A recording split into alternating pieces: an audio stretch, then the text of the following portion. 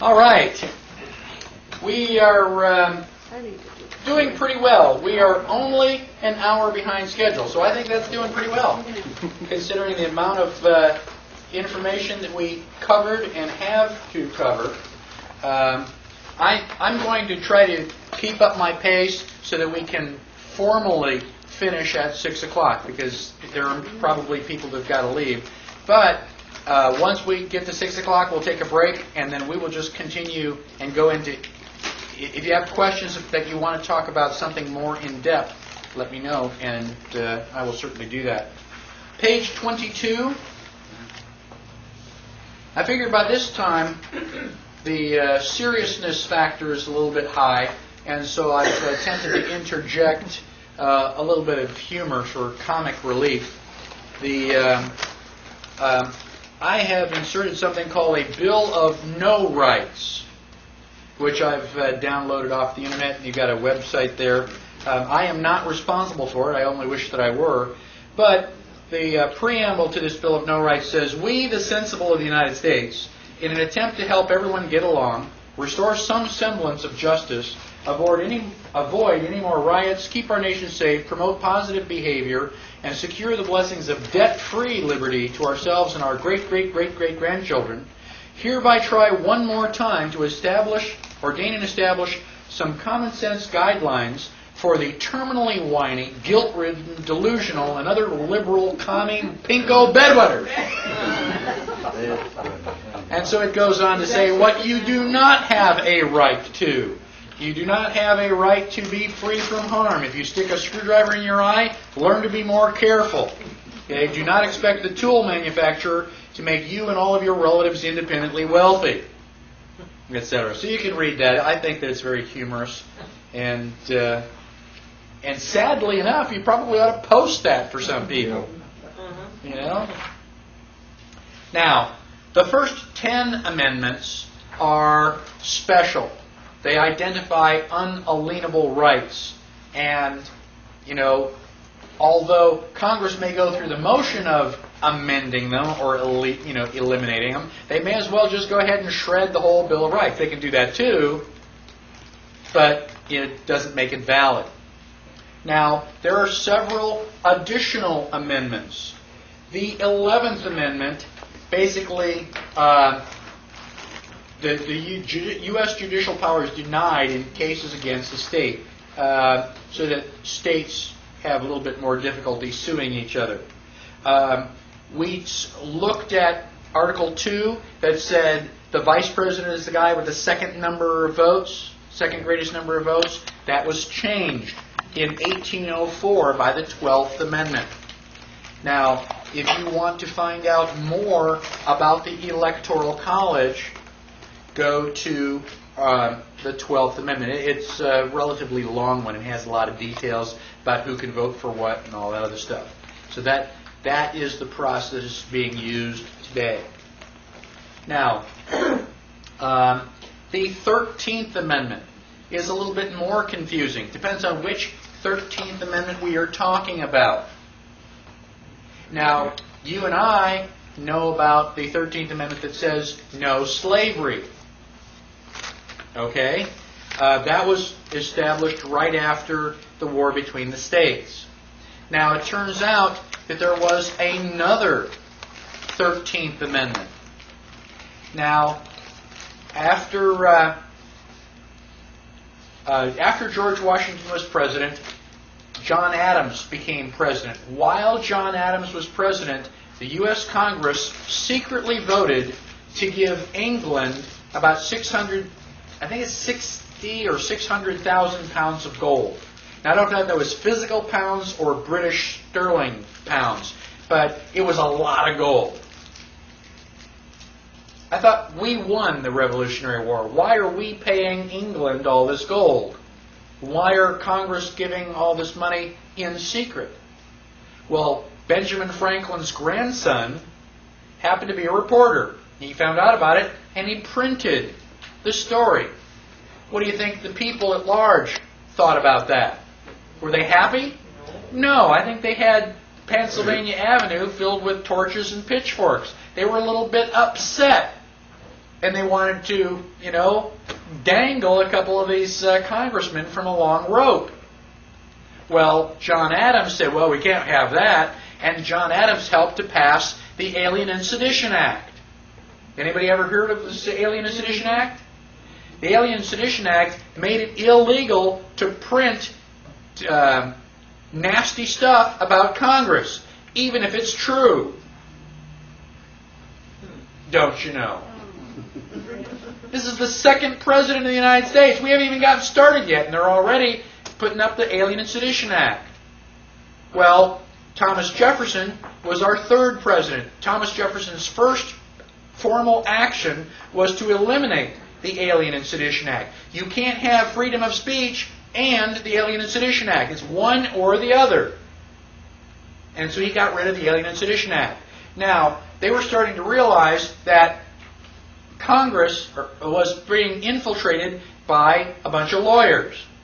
What does BAR stand for? When you take the BAR exam, what does BAR stand for? British Accreditation Registry. British Accreditation Registry. British Accreditation Registry? So these are the king's men? And when you become a lawyer, you get to put Esquire after your name. It's a title of nobility. Well, the Founding Fathers that were still around went, wait a minute, we got to put a stop to this. And they did the Titles of Nobility Amendment. And I won't read it in its entirety, but it is on page 23. And it basically says that anybody who has a title of nobility is not a citizen of the United States, which is basically a state citizen, and that means that you can't be in Congress, because that's a prerequisite. So the title of nobility amendment would basically make it illegal for lawyers to be in Congress. Think about it. How many of our congressmen are lawyers? How many are not? Almost, yeah, how many are not? We can count those on one or two hands. So, the title of nobility amendment was being ratified. And at the time, they would need 13 states to ratify it.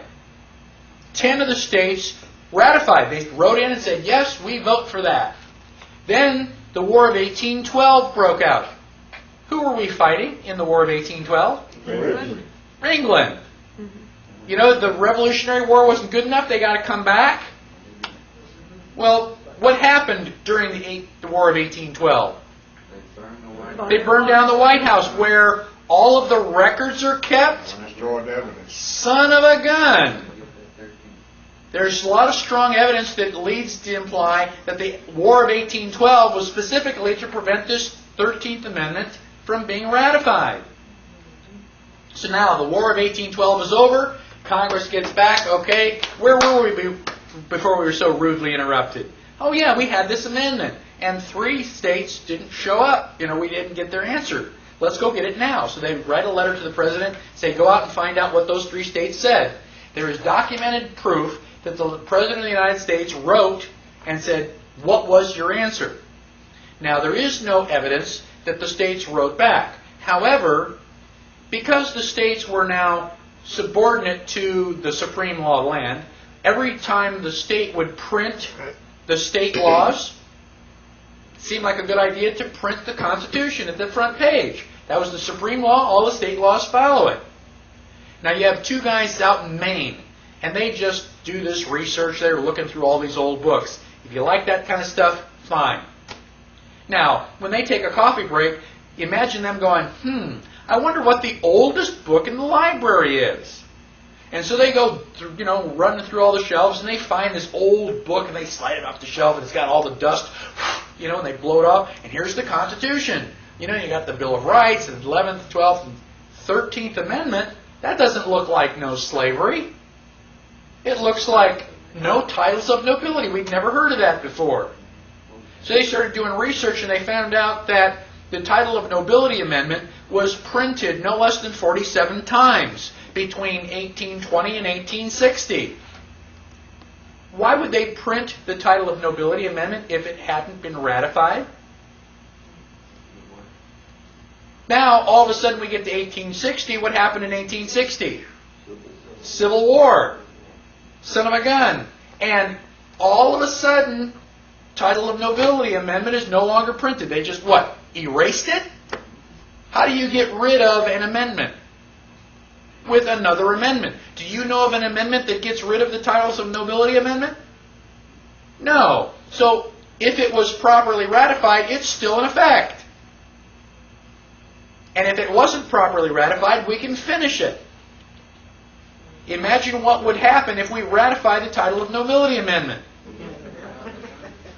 Now, we could all go to Washington, D.C., wave bye-bye to all the lawyers. Wouldn't that be great? So, now, I'm not saying whether the Titles of Nobility Amendment was properly ratified. I wasn't there. But I've given you two websites. Well, first of all, a little paragraph that says, yes, the Titles of Nobility Amendment was properly ratified, and another paragraph that suggests, well, maybe it wasn't, trying to be open-minded here. And then in back, I've got several websites that will determine what page is that on? On page 51, I point you to 3 different websites that you can go to and research it on your own. Let me tell you in advance that one of the websites shows you photographs of this amendment printed in the books. I don't know, looks pretty convincing to me. Now, so eventually, Civil War, we just forget about Titles of Nobility. Now we've got the 13th Amendment. 13th Amendment says no slavery. So, great, whites and blacks are the same, right? No, we've now got to pass the 14th Amendment that creates U.S. citizens and gives blacks privileges. Privileges and rights are not the same thing. 14th Amendment was also not properly ratified. Oh, by the way. 15th Amendment, we finally give blacks suffrage. What is suffrage? The ability to vote. All right? When did women get suffrage? 1920. So girls, now you know how you rate relative to slaves. Well, if we own property, we were able to vote, though. Okay? So basically, you know, it's all landowners, and there were some women who were landowners, but not many. It took 40 years. Right. Had to keep you in place. You know, I guess that means that slaves are worth more because you actually have to buy a slave. You know, you just got to get married and have her do all your laundry and cooking. Have you ever seen what the price of dating is? Oh. Okay, so women were allowed to vote with the 19th Amendment. The 16th Amendment. 16th Amendment is also pretty controversial. It says that the U.S. can tax on income from any source derived. So if income is derived from source, then income and source are 2 different things. Even if we don't know what they are, an income is not a source. An income is derived from source. So what is a source? Well, we don't really get into that. The 16th Amendment was also not properly ratified. And Bill Benson's got a book, you probably all have read it, The Law That Never Was. The 17th Amendment changed the way that we elect our senators. Prior to the 17th Amendment, the senators were elected by the state legislation, so that the state had some control over what happens in Washington. 17th Amendment allows us to elect our senators by popular vote. What does that move the United States towards? Democracy. Not properly ratified. Yeah. So, ever since the Civil War, things in Washington, D.C. have been happening fast and loose, and they just say, oh, don't worry about it. Don't look at that man behind the curtain. Just trust us. Would we lie? We're Federalists. They're the anti-Federalists. We wouldn't lie.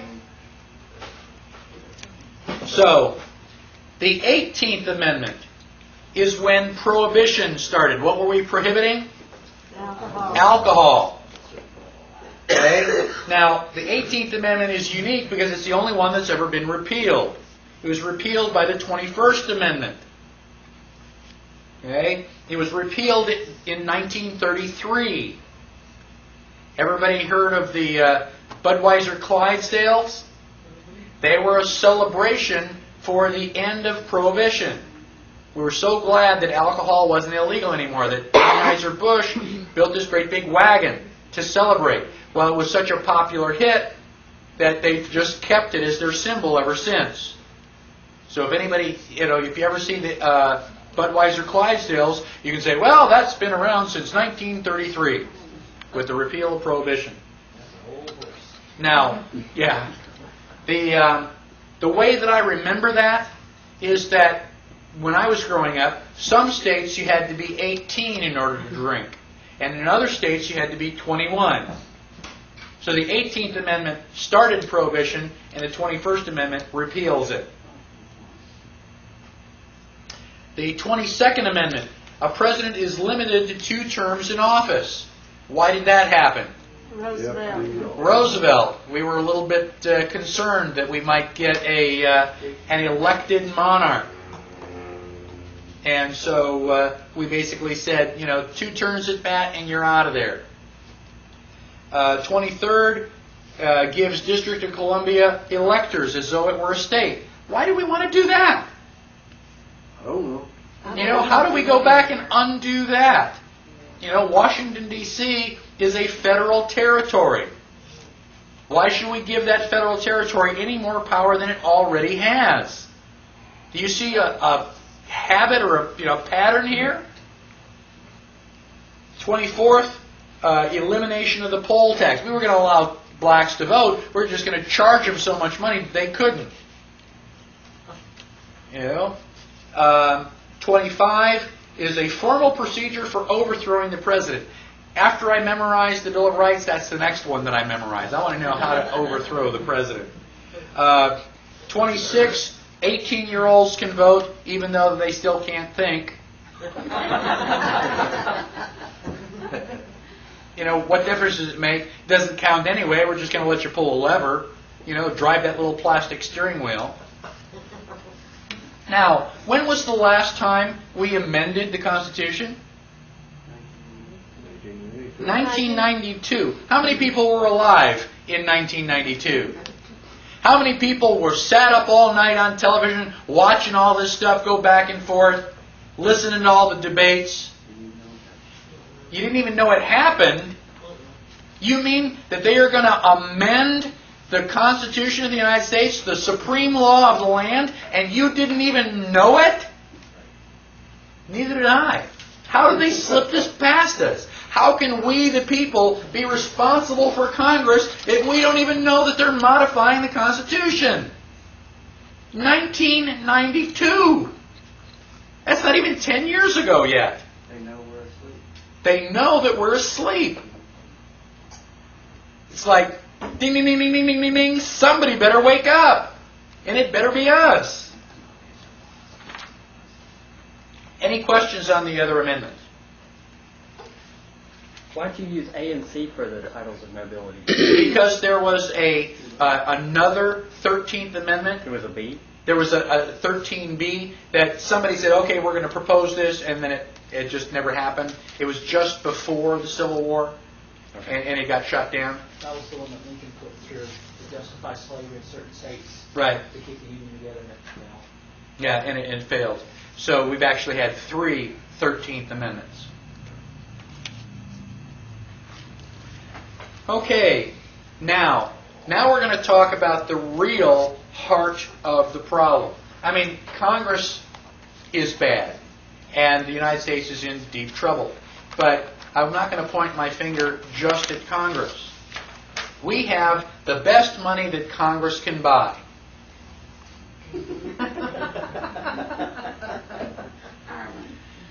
Sigh.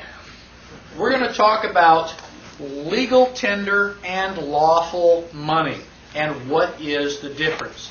The real problem is the economy. That's how the Constitution got started. They sent our guys to Philadelphia because the economy was bad. They were suffering from inflation. Some things, just never change. Now, let's talk about gold and silver. Why are gold and silver used as money around the world, not just in the United States? They're valuable. They are valuable. They have an intrinsic value. If you don't like coins, you can melt this down and make silverware. We don't rust and rot. That's where the term came from. Now, not everybody had silverware because silver is, kind of hard to come by. But, if you don't like it in this form, you can melt it and change it into something else. It has intrinsic value. All right?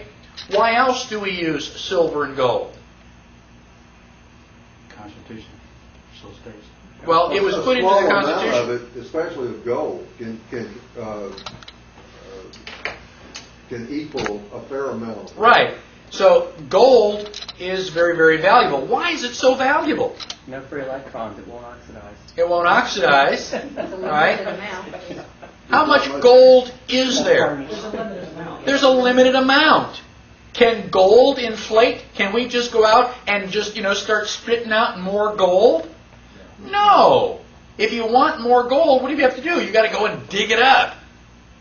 And it's hard work. And so you can spend, 10 or 15 years of your life and end up with this little ball of gold. Okay, you worked hard for it. You deserve it. Is it that ounce of gold going to inflate the economy? No. So the fact that there is a limited amount of gold and silver is a primary reason that countries all over use this as a medium of exchange. Now, when they had these goldsmiths, what you would do is, you want to buy my apple. You give me this, this gold coin. Well, there is one disadvantage to gold and silver. 10,000 apples. You try carrying this around in your pocket. If I don't have a belt on, I'm gonna lose my shorts. It's heavy. And not only that, if I'm walking around and this stuff is jingling around, everybody knows I've got it. And they can either cut my throat or cut my purse, and take it from me. So it does have a disadvantage. So one of the things that we used to do is take your money to the goldsmith. One, he would punch it into coins for you and make them all the same. And then he also had a great big lockbox. So you can say, well, I want to just leave my gold here where it's safe, and the goldsmith would give you a receipt for it. Kind of like Chinese laundry. You bring back the receipt, we'll give you your gold. No ticky, no washi. So we get your receipt. So now I want to buy your gold, or you buy your apple. I can say, don't go away. And I can run down to the goldsmith, give him my receipt, get the gold, come back and say, okay, here's the gold, you give me the apple. Well, what are you going to do with it? You don't want to keep it around, so you run down and give it to the goldsmith, and he gives you the receipt. Well, gosh, that's a whole lot of running around. If I've already got my gold receipt, can I give you the gold receipt? You give me the apple? Yeah, you're going to end up with it in 5 minutes anyway. It's a lot easier to carry paper. You just put it in your pocket or your wallet. It doesn't weigh as much, and it works the same way. You want the gold, you can go and pick it up. Now, the guy who's holding all the gold goes, wow, this is a real bummer. I've got 1,000 gold coins, and people only come in and collect like 100 of them at any one time. So only about 10% of the people who have gold here ever ask for it back. Everybody's using these gold receipts. Now, because I'm not terribly scrupulous, well, how can I take advantage of that? I can print more gold receipts. Yeah, but if I spend them, everybody's going to say, hey, Jack, how come you got all this money? Where are you getting all that? So I really can't spend it myself, but I can sure loan it to you. Nobody's going to ask you. If they say, where'd you come up with that money? You go, I borrowed it from the goldsmith. So, that's like cool. So if I only have 10% of the people collecting their money, and I have 1,000 coins, I can print 10,000 notes. So I can print all these counterfeit gold receipts. and I can loan them to you and loan them to you and loan them to you, and now everybody's using the gold receipts. You can't tell them from the original ones because I printed the original ones.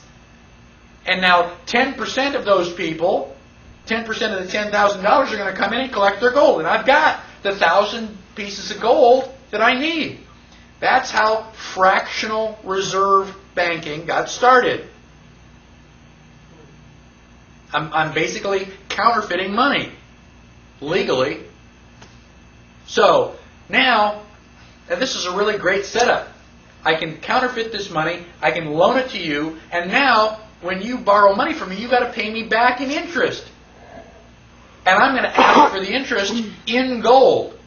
So I don't know where you're going to come up with it, but you're going to go out and bring back more gold. So if I've got more gold, I can print 10 times as much money. For every gold coin you print me, I can print 10 certificates and loan that out. It doesn't take an idiot to figure out that I'm going to be making money pretty much hand over fist here pretty soon. Now, I've got almost the perfect setup. Almost perfect because, you don't borrow enough money. I mean, you're a nice guy, but, you only borrowed maybe $5,000. And you're going to do that once because you want to buy a house. If I want to make more money, I got to figure out a way to loan more money. Who can I go to that will borrow money from me? Can I loan money to a government? Will governments borrow money? Yeah. And they borrow lots of money. Especially if somebody's about to attack. If your country is going to war, don't you want to borrow money so you can buy guns and defend yourself? I mean, and if you're going to borrow money now, aren't you willing to borrow that money at like a really high interest rate? The goldsmith says, yeah, I can loan you the money, but it's going to be 25 or 30%. The bad guys are coming. I need the guns today. I can't work. If you don't give me the money, I'm not going to have anything to defend. So yeah, I'll borrow the money. I'll give you your 30%. Ha ha! I've got the perfect solution.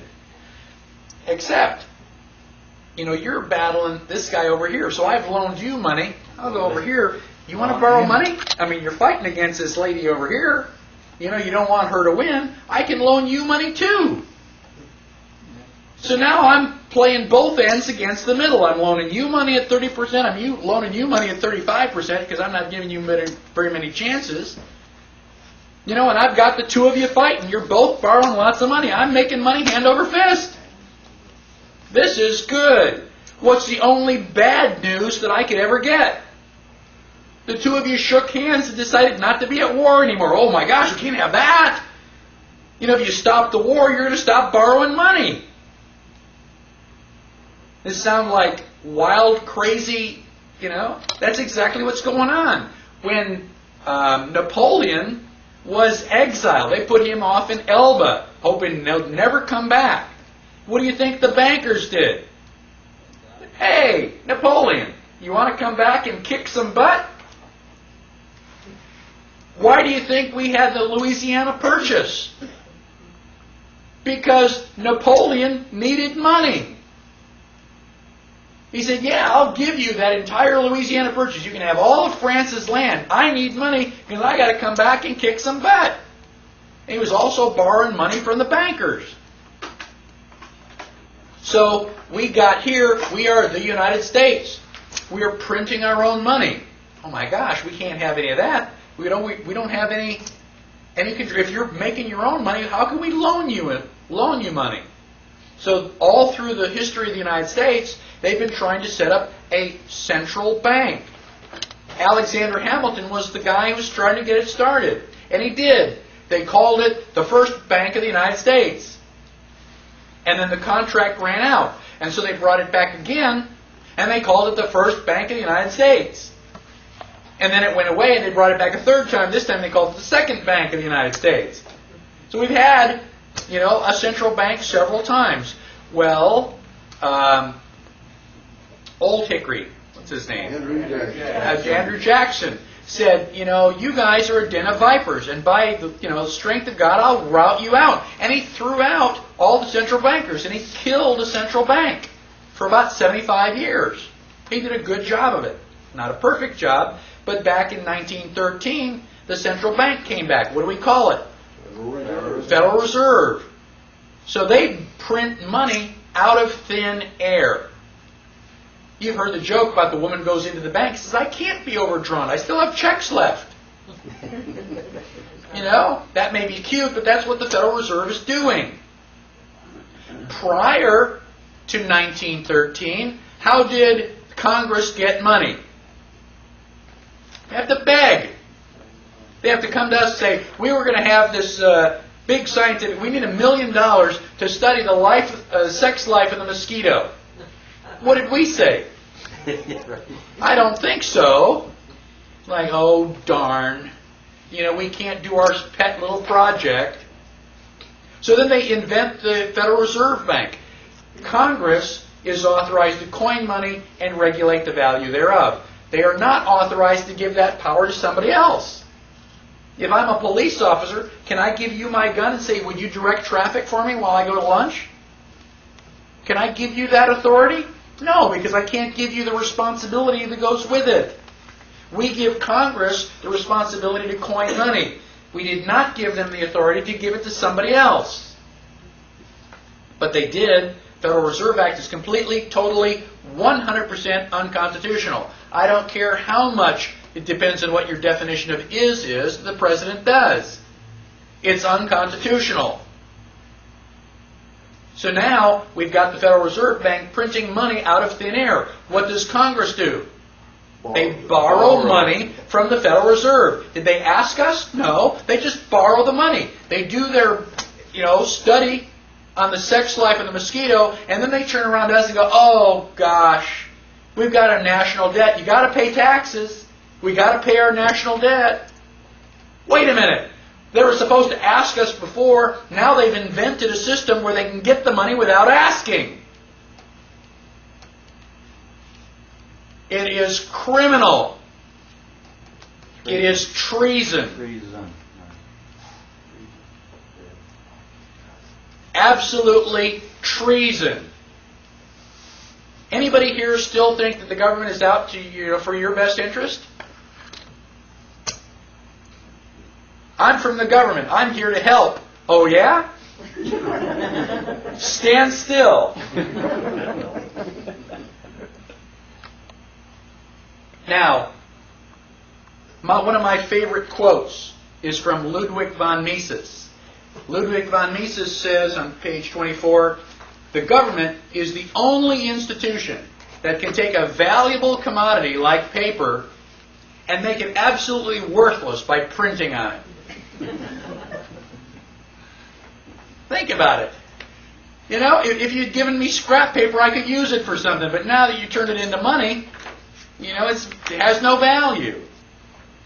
Now, money is defined by Black's Law Dictionary.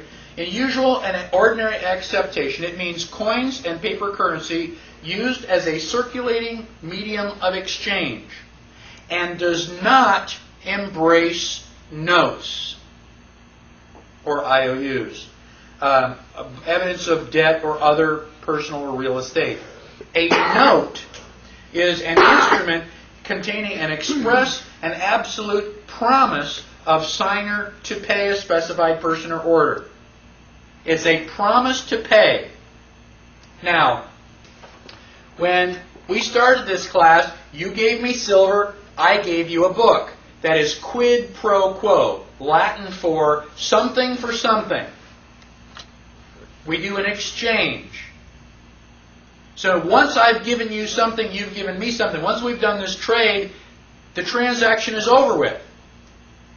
I'm happy, you're happy, leave me alone. Now, if you say, gosh, I'd really like to have that apple, and I say, well, okay, it's $1. You say, well, I don't have $1, I've got an IOU. If I give you the apple and you give me the IOU, have we finished the transaction? No. Now, somebody's got a banana, and I want to buy the banana. And they say, well, it's $1. They say, well, instead of $1, I've got this IOU from so-and-so. Would you take my IOU? You go, yeah, okay, I'll take that. And I give the IOU and I take the banana. Have we finished the transaction? No, somebody still owes this guy $1. Somebody is still stuck. That's what a note is.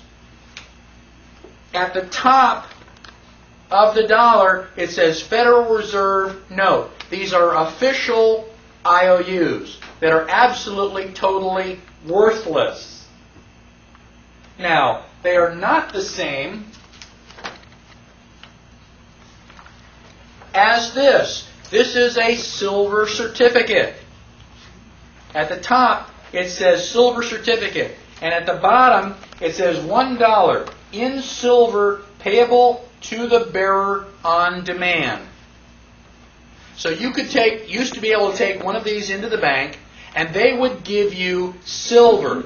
And I'm not talking about the bus tokens that we use. I mean, if you listen to these things drop on the floor, they sound hollow. Doesn't sound anything like silver. So, basically, this is real money because it can be converted into gold or silver. This is a Federal Reserve note, and it happens to be worth whatever Alan Greenspan says it's worth. It is fiat paper. Now, what I want to do, has anybody not seen silver certificates? I'm willing to pass these around. You're a youngster. I want them back. Are they just a collector's item, or are they still considered? I mean, No, this will no, you- always be legal tender, right? You can spend that. Like it's $1. You know, you could spend it like it's $1, but it's worth a whole lot more. I mean, I've got those in plastic. I won't spend it, and I'll give you dollars, but I want that one back. I have No, I one know. curled up in my. I meant legally, can it be? Yes, legally you can spend it. Now you're not going to find those in circulation because there are a couple 100,000 of us that know the difference, and we'll snatch those out of circulation faster. That's rolled up to me. You What know, about a $2 bill? It doesn't say either. what's that? $2 bill. It doesn't say silver certificate or. Right. I have to check the. I have a $2 note. I haven't checked that. There were some older $2 bills. Right. A long time ago. You could read. Okay. Now, It might be the one Kennedy issued. That's in there. okay. Now, negotiable. I'll give you $2,000 for that. $2,000 for what? What is that? One of your silver certificates. Oh. $2,000 bill. Yeah. Well, we won't take that. How about this million? Yeah. Now, negotiable means that we can negotiate about it. If I've got a pile of silver and you've got something that you're going to say, well, how much is it? And we can negotiate. Okay? You can decide whether you want to take it or not. Non-negotiable means you don't have a choice. It cannot be transferred. Not capable of passing title or property by endorsement or delivery. This was the question that you had earlier. If I take your apple and I give you this silver, I'm basically transferring property. This is now your property. The note cannot transfer property. It's just an instrument of debt. It's basically a tally system. You do not own this dollar, even if it's in your wallet. Who owns this dollar? Federal Reserve. The Federal Reserve. It's got a serial number on it and everything. So this is their money. If you go to Avis and you want to borrow one of their cars, you take their car, drive it around for a week, fill it up with gas, bring it back. It's still their car. They're going to charge you money for borrowing it? Yes, that's known as an excise. Rent on the car. The 16th Amendment, the Supreme Court has determined that the 16th Amendment confers no new power of taxation on the Congress. Congress can't do anything now that it couldn't already do before the 16th Amendment. The Supreme Court says all the 16th Amendment does is to establish the income tax as an excise, which means that you are paying rent for using their property. It's like going to Avis. Did you transact business using these? Yes. We got to pay rent and all the paper dollars that you handled. Why do people use the Federal Reserve notes? Don't have much choice. Use no other choice. It's like Henry Ford. You can have your car any color you want as long as it's black. If you have a choice of one, is it a choice? No. So, what do we need? We need some options. So instead of using this, we can use this. This is American Liberty Currency, minted by an organization called NORFED, N-O-R-F-E-D, the National Organization for the Repeal of the Federal Reserve. So not only, if you don't want to carry the silver in your pocket, you can carry silver certificates. This is a certificate. It's a warehouse receipt.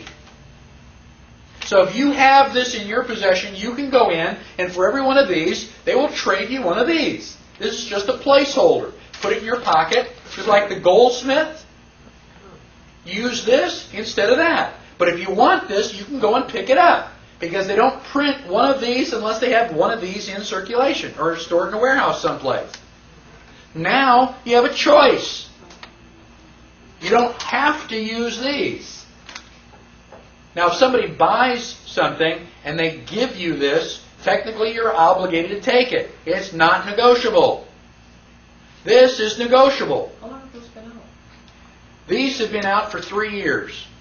There's already $1 million like this in circulation. See, being in business, I never knew that. I wouldn't have known Okay. if somebody came in and gave me. And that's why I'm here to educate you. Okay? It is an option. And every time we use these, we don't have to pay rent on the other guy's stuff. Does it come in? This comes in 1, 5, and 10s. And they're different sizes, so that when you stack them, all the 1s are shorter, the 5s, it's really cool stuff. Gosh, I love it. Lighter than $1? It looks top. I can pass this stuff around. Depends on how much it's Where for, can I we get guess. I mean, Yeah, where can we get it? North End. Okay? One of the places that you can get it is from me. I am a redemption center for NorFed. You can go to norfed.org and you can buy it off the internet. And basically, in the back of your book, in the handouts, it is like the second or third item. Okay, I've got a little flyer for the NorFed, and it explains what it is, what it looks like. It is perfectly legal. We are not violating any laws. So for those of you that don't want to go to jail for not having a driver's license, or go to jail for not paying your taxes, this is something that you can do, which is non-threatening, it's not legal, and you are helping to restore the republic. You said it's not legal. It is legal. It is legal. It's not illegal. It's not illegal. Do the merchants accept it? Some do, some You don't. can negotiate. Now, if a merchant will accept it, they can put a little silver tag. You know how you got American Express, MasterCard, Visa labels on the door? We've got another silver label about the same size that says ALC, American Liberty Currency. And we've got 3 or 4 places in Austin that will accept it. Yeah, they give you a catalog. They tell you what merchants, Right. where the redemption centers are. So if you are a business, talk to me. I'll give you a silver certificate, a silver label. You put that on your door, and you're helping us. Now, what do you do when you get it? 2 things. Give it out to people as change. You go, gosh, what's this? Spend 5 minutes, tell them what it is. Okay, tell them it's silver. In fact, these spend real easy. 0.999 here. Man, you go into Taco Bell with this, and they go, wow, what is that? It's $20. It's silver. Is it like, do you take silver? It's like, wow. And frequently what they'll do is they'll put this in their pocket and put $10 of their money in the thing. I went into McDonald's one time, sold 1 to the guy behind the cash register and 4 to the people after me. They go, wow, what is that? I mean, I had to go out to the car to get more silver. Okay? People know value when they see it. And when you start using this instead of that phony money, not only are you helping to recover, our economy, but you're helping to restore the republic. And it's only been around for 3 years yet. As more and more people learn about it, it's going to help. And I'll talk to you some more about that same organization. Did you bring a lot with you? Quick question. Did you bring a lot of it with you? Yes, I did. In essence, if the Federal Reserve, if we use their note, do they, in essence, own our property that we buy with that? No, that is not true. Even though it was not a completed... But it isn't a completed transaction. We the- have the computer. The thing is, they don't own it, but neither do you. Your grandchildren own it. Right. It's a real strange and bizarre thing. Hey, this Norfed Redemption Center, is it a bank? No, that's me. Oh, that's you. That's me. Oh, 'cause I said, That's- Gee, I said, oh, we can go right there and get it. That's me. And we have 9 redemption centers in Austin already. There's 4 or 5 in Houston, too. 3 years ago, they had 20 redemption centers. 2 years ago, they were up to about 100. Today, we have about 1,200. I mean, Norfed is growing exponentially. You tell 2 friends, and they tell 2 friends, and so on, and it won't be long, before everybody knows about Norfed. Isn't it interesting, though, that they're taking the Federal Reserve notes to get the gold and silver? Well, that's cool. You give me worthless Federal Reserve notes, and I'll give you valuable silver. Yeah? Why would you do that? What are you going to do with the Federal Reserve notes? We're going to give it back and buy more silver. That's right. It's like great, It's like, it still works. The more silver we get into circulation like that, the better we're off. It'd be to everybody's benefit, everybody Yes. gets the silver, and it's Yes. going to be a conversation piece when they give it out, and then Okay? I have a question. Have these notes ever been counterfeited? They cannot be counterfeited. They cannot. Well, that's great. They literally cannot be counterfeited. They have so much, they've got all sorts of fine print. I can barely see the line. If you look right at the top, it has a line on it. That is the Pledge of Allegiance, the Bill of Rights, the preamble to the Constitution. And I went, yeah, right. And I gave it to an Australian girl, and she started reading it. Oh. And I know she doesn't know the Pledge of Allegiance to the Bill of Rights. I know it. And like, wow, that really is there. And it also has a DNA coding. So when you have one of these, we can check it against that DNA coding to find out if it is really, what it, Are you saying really coding COD or coding COAT? COAT. Okay. Well, both. Well, Now, the Federal Reserve Bank started in 1913, the same year that the 16th Amendment was purportedly ratified, and the same year that the IRS came into existence. What a coincidence. I've always been so amazed that all of the famous people were born on holidays. What are the chances of that? So, now, let's talk a little bit about economy. All you need to know about economy is the law of supply and demand. If there's a lot of it, the price is going to be really cheap. How much are you going to spend for cow patties? Probably not a whole lot. If I want some, I'll just go out back back 40 and pick some up.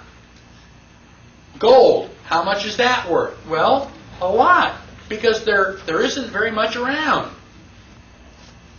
Now, the same thing is true about peaches. If I'm a peach farmer and I got 1 million peaches, and I sell my 1 million peaches this year, let's say I sell them at 25 cents a piece. Next year, I try to grow peaches and I've got rain and frost and all sorts of weather problems, and I only have 500,000 peaches. How much are peaches going to be at the market? About 50 cents. The price is going to go up. So you've got good years and bad years. You know, this is called market flow.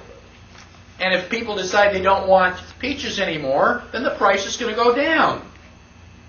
This is a normal, healthy economy. It's a free market economy. The people set the price based on what they're willing to pay. Now, we got the Federal Reserve that comes in and says, hey, this bad years, good years, bad years, good years, that's got to stop. We want to have just like a smooth, steady, flow. So we're going to set up the Federal Reserve so that we eliminate inflation and deflation. Oh, really? Okay. So what happened in 1929? The stock market crash. I thought the Federal Reserve was supposed to fix that. I thought it was supposed to prevent that. Ugh. Okay? So let's talk about money. When we talk about money, frequently we refer to it as the blood of the economy. Excellent, excellent metaphor. Because it circulates. If I buy something for $1 and he buys something, he buys something, he buys something, and then they buy it for me, that $1 bill has gone around through all of us and basically is just an exchange. Just a placeholder. What happens if you have too much blood and your blood pressure goes up? Is that good for you? No. What happens if you accidentally slice your wrist and you start to lose blood? Is that good for you? No. There's a certain range. Too much is not good, not enough is not good. There's a certain limit in the middle where you need to have, in order to have a healthy body. Same thing is true of money. Too much or too little, and your economy is going to be in trouble. I'm going to oversimplify this, just so that, nobody can miss it. Let us pretend for the next 10 minutes that the only thing to buy or sell in the United States are bales of hay. Everything else you just kind of grow yourself. The only thing we're going to buy or sell are bales of hay. There are exactly 1 million bales of hay. There are also exactly 1 million paper dollars.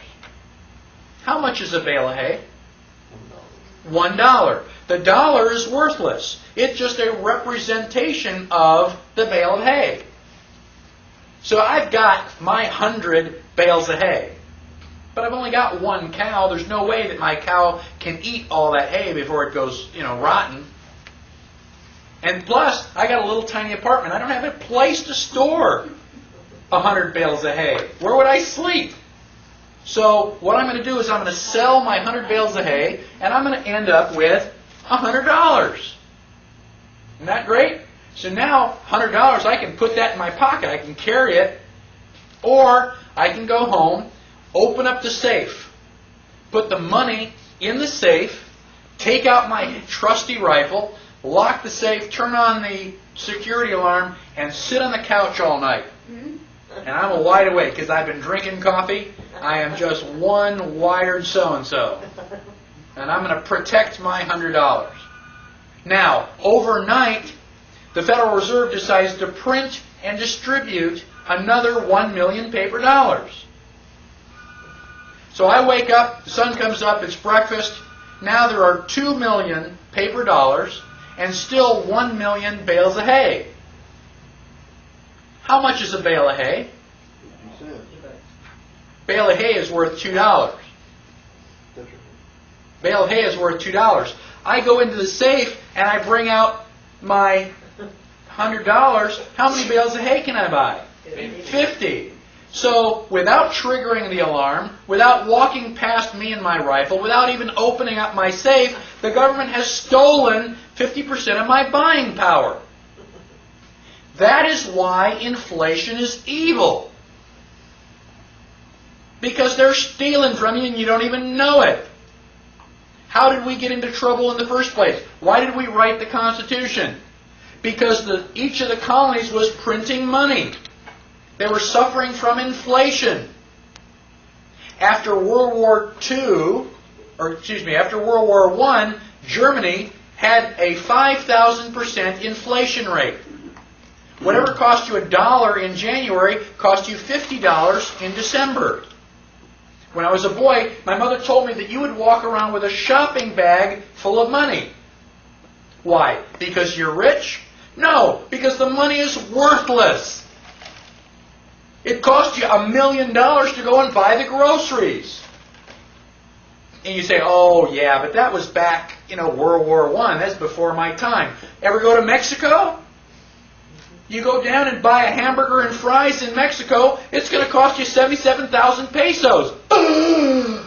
Oh my gosh, and you get your calculator out and you go, oh, that's $8. Why are pesos worthless? Because Mexico has been inflating their money. If you walk around and you see a peso on the ground, you don't even pick it up. It's not worth the time to bend over. Oh, but wait a minute, there's a washer on the ground. I'll pick that up because I may be able to use that. So it can't happen here. Ever since 1913, the Federal Reserve has been printing money, printing money, printing money. Where did it go? How come we're not knee-deep in dollar bills? Federal Reserve, IRS has been stealing Because it they're back. putting it in on one end and taking it out every April 15th. What does it cost them to put it in? Nothing. They print the money out of thin air. And they put it into circulation. How do you get it? You work your butt off. You work hard. You go, okay, I've got it. And the IRS comes along and say, okay, we're going to take 40%. Thank you very much. The IRS does not pay for roads, hospitals, and national defense. It's a lie.